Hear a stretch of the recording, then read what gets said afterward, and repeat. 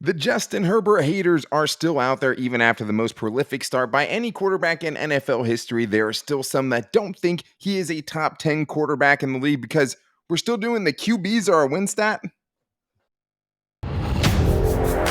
You are Locked On Chargers, your daily podcast on the Los Angeles Chargers, part of the Locked On Podcast Network, your team every day.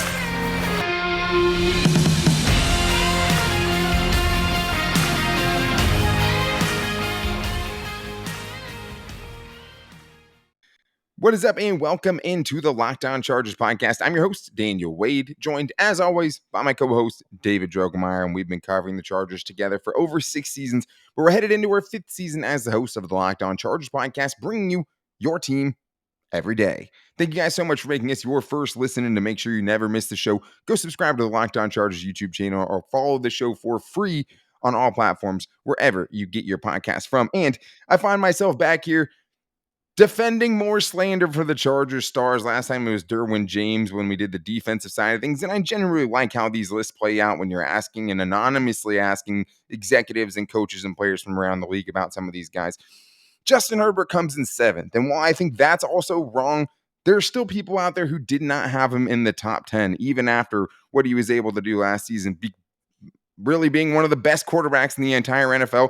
And I might not be as fired up about that as I am about Austin Ekeler somehow not getting into the top 10 running backs. And I'm going to pick like 6 dudes you could have taken out to put an Austin Ekeler in there with his 20 touchdowns. It was egregious, the fact that he's not getting the respect he deserves after the outstanding prolific season that he just put together. But there is good parts of today's show, like Corey Linsley making it out of the top 10 of the interior offensive lineman list. Finally, he was honorable mention last year as a first-team All-Pro center somehow. But we'll also get into a little bit of Zion Johnson, because I think you take Zion Johnson with the pick that you did, expecting him to be a player that ends up on a list like that. But David, Justin Herbert, the hate's gone too far. I don't know what it is, but on this list from Jeremy Fowler, having him, come in on some executives or coaches or players list as anything outside of the top 10 is ridiculous. As it is, he comes in 7th. The highest he ranks was 5, but what are we doing with outside of the top 10? I know all this stuff is arbitrary, but are you kidding me? There's just no world in which you can convince me of that. There's absolutely no way that you can look me in my eyes and tell me that Justin Herbert is not a top 10 quarterback in this league. I don't understand what you're thinking. I don't know how you're processing information, but it is wrong. It's flat wrong. Justin Herbert was unbelievable last season. It's ridiculous. There's no way that he should not be in the top 10 of every single list that he is on, because he is that damn good. Yeah, and it is a little bit polarizing, him as a player, that is. There was a quote in there, when you're that talented physically and you're smart, it's mind-boggling. Adding his strength, power, he's hard to tackle, all of that, and he sees things for another season. He'll have a better understanding. And there's also something from Jeremy Fowler where they're saying, you'll become less and less surprised as the game goes after he threw a 61-yard touchdown to Jalen Guyton in the air. He'll be the best QB in the game. So it is at least partially in this. Okay, he's not there yet, but I think how the list plays out, I think, is especially triggering for Chargers fans in particular, because it's Aaron Rodgers, Patrick Mahomes, Josh Allen, Tom Brady. I don't think anyone has a problem with any of those dudes being ranked above Justin Herbert. And, 7 is really, really good, too, with these names. It is. But it's the 5 Joe Burrow and the 6 Matthew Stafford part that's obviously getting buoyed by Super Bowl runs by both of those dudes, right? And that's not easy to do. And then also, there's plenty of reasons why teams get to the Super Bowl, and we'll get to the winning part of things here. But not only do I think top 10 or not being in the top 10 is just egregious, you're not going to find a lot of 7s in what Justin Herbert's been able to do so far. Just last season, everything he did through 2 seasons is great. All the records he has is great. But don't overlook the fact that not only has he been the best through 2 seasons out of anyone who's played their first full 2 seasons, he was just one of the best quarterbacks in the NFL last year by any metric that you look at. EPA first, QBR third, passing yards second, passing touchdowns third, yards per game second, turnover-worthy throws. He had the lowest percentage in the entire NFL and got extremely unlucky with the 15 interceptions. Fourth quarter touchdowns first, game-winning drives third, comebacks in the fourth quarter second. Don't bring me anything else. There's a great argument that he's way closer to top 5 than he is even to 7. And also, he had to overcome one of the worst defenses in the NFL last year. That was 29th in points allowed. So he had to repeatedly put the team on his back and tried to win football games. And that's a lot to ask. This year, he's going to have a much better defense, so he's probably not going to be in those situations as often as he was. But also, Justin Herbert was a guy that you could clearly see growth from the beginning of the season to the end of the season. Justin Herbert was a guy that did not make mistakes and repeat them. He learned from those mistakes and he got better throughout the season. He's still incredibly young and super, super talented. He has the best supporting cast around him now. He has an incredible offensive line, a just laundry list of fantastic weapons to throw the football to and to get the football to. Justin Herbert is going to have the best year of his career, and I think he is primed and ready to realize a potential MVP season. Yeah, I mean, he had those borderline numbers last year, right? Over 5,000 passing yards. He had more touchdowns than almost every single person on that list outside of Tom Brady, 40 right? plus. Matthew Stafford. And I mean, it's just, he was about as good as it gets. And it's just hard to see something like this in a list get made like this to not think that there aren't some people still holding on to very, very wrong pre-draft biases about this dude. Because ever since he stepped on the field, it's just so hard for me to see an argument that he hasn't just straight up been one of the best quarterbacks, especially last season. Even with the interceptions, okay, Matthew Stafford had more interceptions and led the league in pick sixes and was ahead of him. Had an interception drop that probably doesn't get them to a Super Bowl, but we're not here to talk about that. Right. Everything else Justin Herbert was already better at, except for passing touchdowns. Every other thing you look at, you're going to find Justin Herbert atop that list. And I'm glad you brought that up, David, as far as the defense goes, because one of the things that definitely stuck in my craw after reading this list is winning helps in the voting, which explains Herbert's standing. The two quarterbacks ahead of him are coming off Super Bowls, while Herbert's Chargers fell short of the playoffs. What are we talking about? We are so far past QB wins being a stat, and it's just like, yeah, you want to talk about defense? Let's talk about historic defenses for all the quarterbacks pretty much that are ahead of him on this list. I love this stat from Scott Kazmar. Percentage of starts where your team allowed 27 plus points defensively. Justin Herbert, his team has allowed 27 points. His defense has 59.4% of his starts. The next closest person on this list is Patrick Mahomes, who's had bad defenses. Only 39% of the starts that he's had, his defense has given up 27 points, right? Drew Brees, 39%. Aaron Rodgers, 32%. Justin Herbert's at 59% that he's having to do this stuff. Mac Jones, 29%. Phillip Rivers, who had some bad defenses, 30.6% of the time his defense gave up 27 points. Justin Herbert is triple that.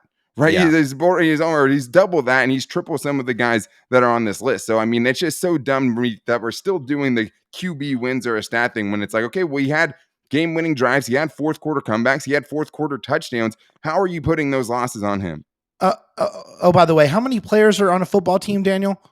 11. 53 well, I mean, and just 11 on offense? Yeah, I mean. Come on now. He doesn't play the game by himself. Yes, he is probably playing the most important position on the football field, but he doesn't do it alone. He doesn't throw the ball to himself. Like, come on. Like, this is unbelievable that we're still talking about this wins are a QB stat BS. I don't understand it. Look at that last game against the Raiders and tell me that the reason they lost is because of Justin Herbert and what or the reason they didn't make the playoffs. It is the most asinine thing I've ever heard in my entire life. Justin Herbert went crazy in that game, and the Chargers lost in spite of that performance. It was a revelation. He did absolutely everything he could. He put on Superman's cape, and unfortunately, the defense let him down. It wasn't enough. But it wasn't because of Justin Herbert. Yeah, put the team on his back while still also not jeopardizing all these games with the least turnover-worthy throws in the entire NFL percentage-wise last year. So, like, to be able to do that, to be able to be your team's sole offensive, generator, right? Yes, he had a better offensive line. He has crazy skill position players. So do a ton of other quarterbacks, right? It doesn't help when you have to do it because he led the offense that had the second most points per drive last season with him at the helm of it. And that team still only finished one game above 500 and missed the playoffs. It wasn't good enough, of course, but to put that on Justin Herbert is just asinine. And I'm glad that we had today, at least for me to come on and yell about it. And I somehow, I don't even think that that's as big of a slight as they gave Austin Ekeler, who comes in as an honorable mention for the running backs after a 20 touchdown season. But I do think, at least as far as Justin Herbert, it's going to be incredibly tough to keep him off of the top 5 of this list next year. I would be stunned if he doesn't make his way into much better category into this top quarterbacks in the NFL list. But everyone has been in those tough times. And when you guys are in a tough time, there's one place that you need to go, and it's to get the Dave app, right? Level with me. We've all been in that situation at some point in our lives. Everything's a little tight. Maybe you can only afford to put a few gallons of gas in your tank. Maybe you don't know where you're going to buy that wedding gift. That's where Dave comes in. Dave is a banking app that can help you get up to $500 instantly with extra cash. And I know, especially with a wedding coming up in less than 2 weeks for me, I've been in a couple of those situations, but it's not just that. It's more money to fill your tank. You can buy a wedding gift. You can catch up on the bills and then stop having those add up with the late fees and things like that. You can finally tackle those expenses that have been stressing you out without any of the hangups. There's no interest involved. There's no credit check needed. Millions of people have already downloaded the Dave app to get financial relief that they need with the extra cash feature. So if you're in a pinch and you need some extra help, download the Dave app. Make sure you guys get that from the App Store right now. That's DAVE. Sign up for an extra cash account and get up to $500 instantly. For terms and conditions, go to dave.com/legal. Instant transfer fees apply. Banking provided by Evolve, member FDIC. All right. Well, I got the Justin Herbert part of it off my chest. And I'm sure I'll have some Rams fans or some Joe Burrow fans. And I think both of those dudes are great. But to me, Justin Herbert deserves to be a top 5 quarterback based on what he's done the first 2 seasons, but specifically what he did last season. He's just that dude now, and it's that easy. And another guy who's that dude, Austin Ekeler. And we were going back and forth earlier in the week, David, whether or not we thought Austin Ekeler would make a list like this. I wasn't positive he was going to, but somehow became way more outraged than I thought I would be after actually seeing it and seeing some of the dudes that were ahead of him. He does not make the list, and the list instead is Derrick Henry, Jonathan Taylor, Nick Chubb, 1, 2, 3, 4, Dalvin Cook, 5, Alvin Kamara, 6, Joe Mixon, 7, Christian McCaffrey, 8, Najee Harris, 9, Aaron Jones, and 10, Javonte Williams. All good running backs, right? But this isn't good. This is the best of the best. This is top 10. Yeah. And you're going to have a really hard time for anyone to explain to me how Austin Ekeler doesn't get onto this list this season after the year he just had. 20 total touchdowns, 12 on the ground, 8 through the air. He was ridiculous. He was a absolute offensive weapon. And I think that's the reason why he gets the disrespect, Daniel. They don't recognize his value at the running back position. He is the best pass catching running back in the game. He will get you crazy yards in whatever situation. It doesn't matter. When the ball is in his hands, he is a ridiculous playmaker. He has 2 seasons of 1,500 plus all-purpose yards. When he has the football in his hands, he makes things happen. That's just it, straight up. Yeah, and I think the part about this, with Joe Burrow and Matthew Stafford, there's arguments those dudes do good things too, but on this list, there's several guys where I can go to and just be like, that dude's either on this list too early or he shouldn't still be on this list, and Austin Ekeler should be in on one of those spots, right? Derrick Henry, I'm not going to argue with that, and Jonathan Taylor, I'm not going to argue with that, but no. Either you're basing someone based off their body of work or you're basing them just off what you did last season. And the thing that's hard for me is the contradiction in this list, because it's you have Christian McCaffrey, who's only played 10 games over the last 2 seasons, coming in at 7th on this list and still being in the top 10 somehow. Yet you're giving letting 2 rookies make the list after 1 season when Austin Ekeler had better season than both of the rookies that made this. He had a better season than Najee Harris did, who's just basically a ton of volume last year and obviously was behind a bad offensive line. And Javonte Williams, who I think is great for the Broncos, but he still hasn't had a better season than Austin Ekeler yet. And I think he's on this list a year probably too premature for me. Because when you look at the numbers, David, he had a full-blown better season than most of these players. Well, and the funniest thing to me, especially when it comes to Javonte Williams, this is an excerpt from this list here. Ekeler is probably the better all-around player right now, and many voters agree. Then why isn't he on the list? He's clearly better than Javonte Williams is. At this point right now, if we're talking player for player, Austin Ekeler is the better player. He has better numbers, and he has done it obviously more consistently, but Javonte Williams has only been in the league for 1 year. But also Najee Harris had 300 carries last year, 300 carries, and he averaged less than 4 yards a carry. Austin Ekeler had 900 plus rushing yards with only 200 carries. He's way more efficient with his touches than Najee Harris was. Austin Ekeler is a better player than both of those guys, and it's egregious that he is not on this list, and they are. And the thing is like you can tell it's them trying to stick up for the traditional running back measures of just rushing yards, which I just think is so dumb because that's such a bad metric because you don't know how many carries, you don't know how everything was blocked.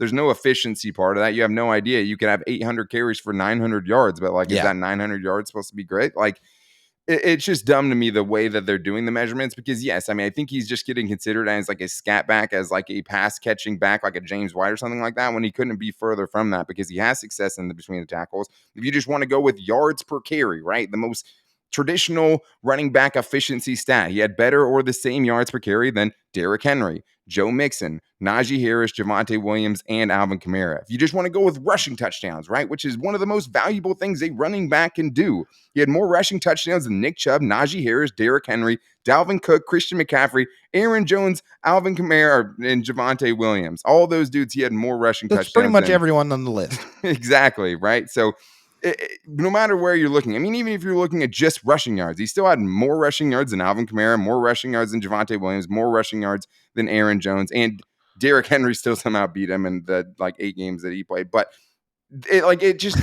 something doesn't add up to me. Like, and when you're saying those things, then I'm going, whether you're trying to characterize him as a receiving back or just a regular old school running back, like he can do it either way, and he showed that last season. Well, and most teams have multiple running backs for those different roles. Austin Ekeler can do both of those roles equally as proficiently. He runs in between the tackles, and also he's 195 pounds, 190 pounds, running between the tackles, still gaining 4.4 yards per carry, and he's an absolute menace in the open field. He's hard to tackle because he's low to the ground, and he's just a physical freak. He has phenomenal hands. Like, he has wide receiver hands. He's made ridiculous catches. I mean, one of the catches he made against the Cowboys where he had it up against his ear and he got absolutely smashed after that catch and still held on to it. It just goes to show you the type of football player he is. And not only that, but he's a leader as well. They don't talk about that part of the game. You don't really see a lot of leaders from the running back position, but he absolutely is. He leads by example, and this guy is an absolute pit bull. He earned his spot on this roster coming from an undrafted free agent. He went from undrafted free agent to one of the best running backs in the league, scoring 20 touchdowns. The last player since LT to do that for the Chargers. Yeah, and I mean, he tied Jonathan Taylor for the most touchdowns in the entire NFL. Jonathan Taylor comes in at second on this list. The whole league. And he played one less game than Jonathan Taylor did. He only played 16 games. So, like, it's just, I think the upsetting thing to me, because it's like, obviously we can laugh about the fact that it's a top 10 list and like we're getting upset about it because it's so stupid. But at the same time, it's like, if they're not going to give it to him this year when he's literally proving everything they probably preconceived notions wise had against him, like, then when are they going to give it to him, right? Because there's going to be a new younger batch of running backs. It's just like, what are we basing off of? If we're basing it off of what they did in 2021, which I have to believe because you have 2 rookies on the list, you can't tell me 10 running backs had a better 2021 than Austin Ekeler. You just can't, because they didn't.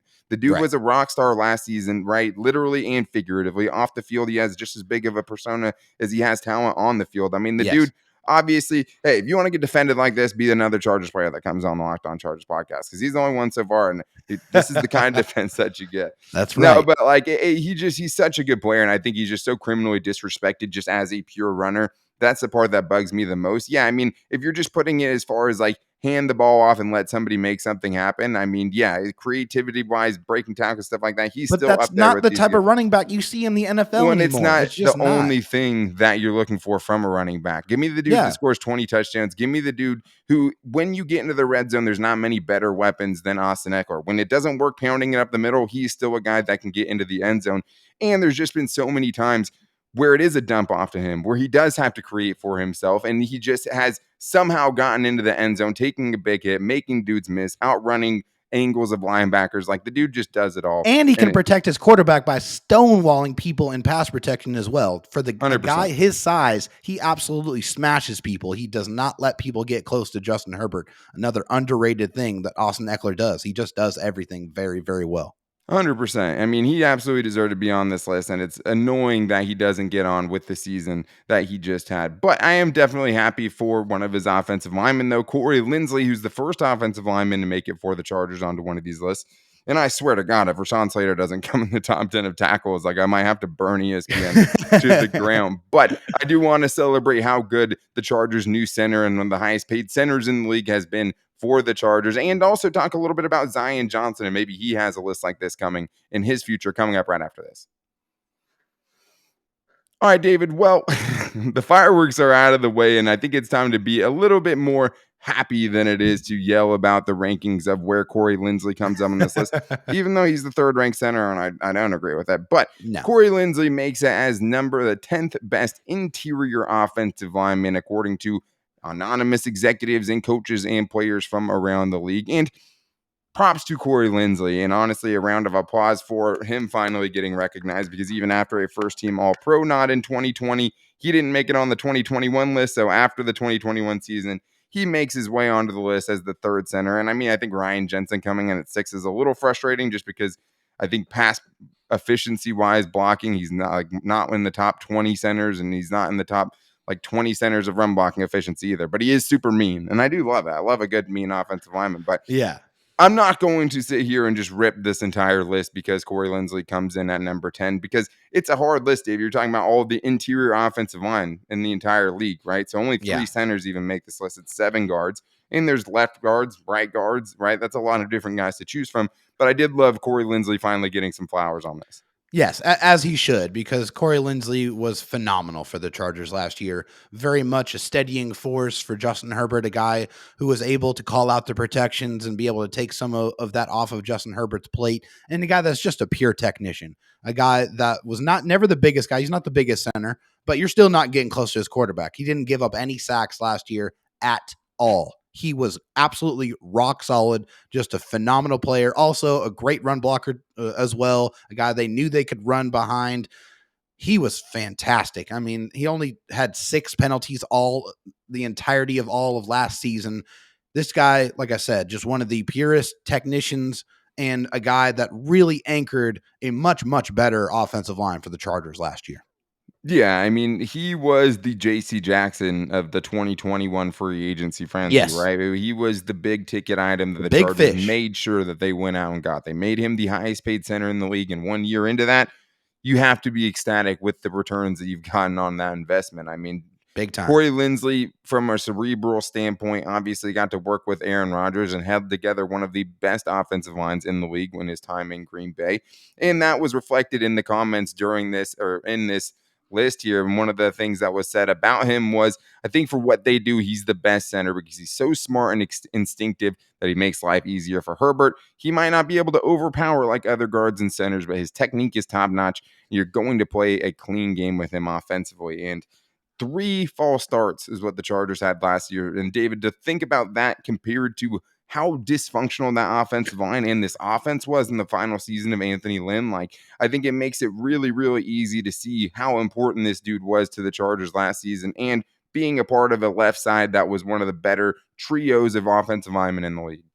I just love that he was able to work with a future Hall of Fame quarterback in Aaron Rodgers, and you take all that experience that he learned just working with him and bringing that over to another incredibly talented superstar quarterback in Justin Herbert. So, man, what I think NFL he did more for so the line, far. though. I mean, obviously, he's not showing Justin Herbert how to drop back and saying Aaron Rodgers did it like this, but they took a dude who was from a high quality offensive line and knew how to play that, and brought it into an offensive line where they had literally 5 different dudes than who they had the year before. And I think him being that kind of coach on the field definitely helped bring that together. He was a calming presence. He was a calming presence for sure. He brought that attitude and that experience to an offensive line that had a good mix of experience and rookies. So just a very calming, steadying force that allowed Justin Herbert to go back there and be surgical and be a fantastic, one of the best quarterbacks in the league. And a large top 5 quarterback in the league. Of that was because of the great work of Corey Linsley.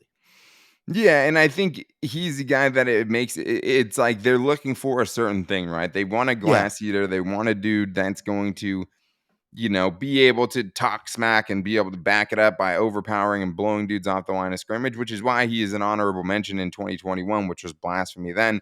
I'm glad he gets the credit as, just a straight up technician and a guy who is going to, I mean, one thing you do learn when you're with Aaron Rodgers is, him pre-snap diagnosing all the things that are happening defensively, right? And for him to be able to point all of those things out, to find the blitzers and to get guys lined up and help Justin Herbert with his checks and balances before he the only snaps the center ball. that has his back to the huddle and looking at the defense. Like, that's fantastic. You just don't 100%. See that.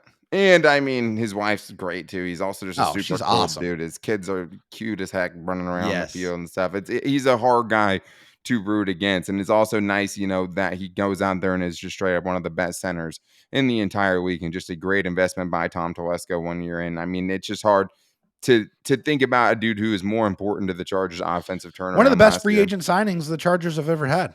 100%. I mean, at least in the Telesco era. I mean, anything, before that, you're talking about a long time ago. But yeah, I mean, up there with Casey Hayward, right, and some of these other dudes that Tom Telesco's been able to bring in. The best, I would say, easily the best big ticket guy, right? Because there was the Russell Okungs and the Orlando Franklins and like the other big contracts they had given out. Derek Cox, don't get me started. But Corey Linsley deserves a ton of credit. And the thing is, that's great, is the Chargers offensive line should be better in 2022 with the infusion of Zion Johnson. No matter what happens at right tackle, I still think it's going to be improved, because I don't think Storm Norton wins the job if he's the same guy that he was last year. So you're going to get improvement there. If he wins the job, I'd have to think.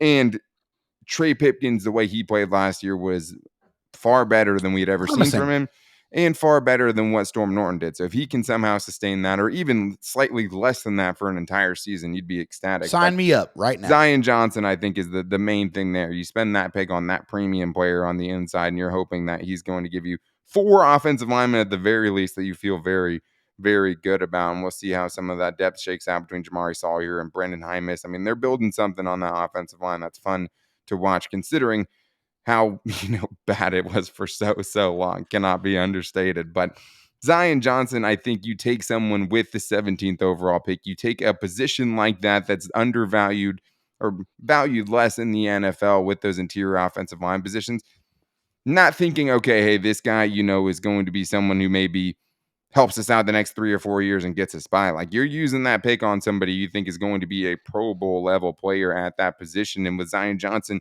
even before taking a snap, I'm so excited to see what he does in training camp. But that dude was as good as it gets at the collegiate level. Well, and I'm glad that you said that, because there's certain players that you evaluate in the draft process and you say, I wonder if their game is going to translate to the NFL. I never had any questions about whether Zion Johnson's game was going to translate to the NFL. He looked like he had the mean streak. He had the strength. He had the technical acumen. He had the position flexibility. He played multiple positions on the line. He had the want to, and he was a fantastic pass protector as well. Very, very smart as well. Another just incredibly intelligent offensive lineman to add to a guy that went to Northwestern on the line. So they got some great youth and great experience, and he's going to be playing next to one of the best centers in the game that should be able to help him as he is starting his NFL career. But by all accounts, if what we saw in college translates to the NFL, I think it won't be long before we see Zion Johnson on a list just like this. Yeah, I mean, and like I said, this is a very, very tough list to make. Only 7 guards did make this list. Can he be a top 7 guard in the NFL? I think he has that kind of potential. I mean, I'm going to slow down because, we still haven't seen it yet, right? I think he has all the tools to do it at the next level. But, all I'm saying is, you don't take that pick unless you're confident he can become that kind of a player. And there's nothing I have seen that would make me just be like, no. That's just wishful thinking. Yeah. Like, the dude was the best interior offensive lineman in this entire draft among the guys I saw. And we had the Chargers picking an offensive lineman early, so we watched a lot of dudes. There's not one I would have wanted to take over Zion Johnson, because I think that's just how clean of a prospect he was, because he is the total package as far as things you're looking for from an offensive lineman, coming from a place that has a pedigree of sending in good offensive linemen. Just such a safe pick. Yeah, and I just think that it's also just still signifying a major difference in culture from what the Chargers faced so long when they had one of the worst offensive lines in the league. So just the shift away from that and the shift into spending back-to-back first-round picks on offensive linemen, to me, as a huge Justin Herbert supporter, I am in full agreement with Tom Telesco to do that. And it's nice to see that it's changing, especially with Brandon Staley. You can't have that conversation without bringing up the difference it's been with him taking over as head coach. Far Amen. far above what you would just necessarily attribute to coaches, because we've seen the draft strategy, the free agency strategy, like we have seen that change and do a complete 180 from what we had Clear seen that his prior to that. fingerprints are all over those moves. 100%. But that is going to wrap things up for today's show. Thank you guys for checking it out. Make sure you guys are staying tuned, because they have the Locked On NFL's most valuable players in the NFL that's going to be coming out July 18th. It's something that they have worked, a lot of people have worked very, very hard on getting their top 50 most valuable players, the 50 players who move the needle the most. And make sure you guys are checking that out on July 18th to see who that we think are the most valuable players. You will hear a little bit from the Locked On Chargers podcast on that show as well. I think you will like where one player comes in on that list. That's all I'm saying. That's all you get from me. But to make sure you guys never miss this show, and thank you guys so much for making us your first listen today, go subscribe to the Locked On Chargers YouTube channel and follow the show for free on all platforms wherever you get your podcast from. We did get a great review the other day. Make sure you guys are rating and reviewing if you love the show as well. We really appreciate that, and it definitely keeps us going. And training camp is right around the corner, guys, but so is Fan Mail Friday. So if you guys have any training camp questions or general Chargers questions, we will put a post out at Locked On LAC, the show's Twitter account. You can also hit me up at Dan Talk Sports, and David Droegemeier's DMs are always open at Dro Talk SD. You can put it in the YouTube comments, you can put it in the Instagram comments, wherever you want. You can find a place to put your questions, or you can call into the voicemail line at 323-524-7924. But this is the last week of 3 shows a week, and we will be getting into Fan Mail Friday on Friday. So make sure you guys get your questions in. They're back here for that. Until then, take it easy and go Bolts.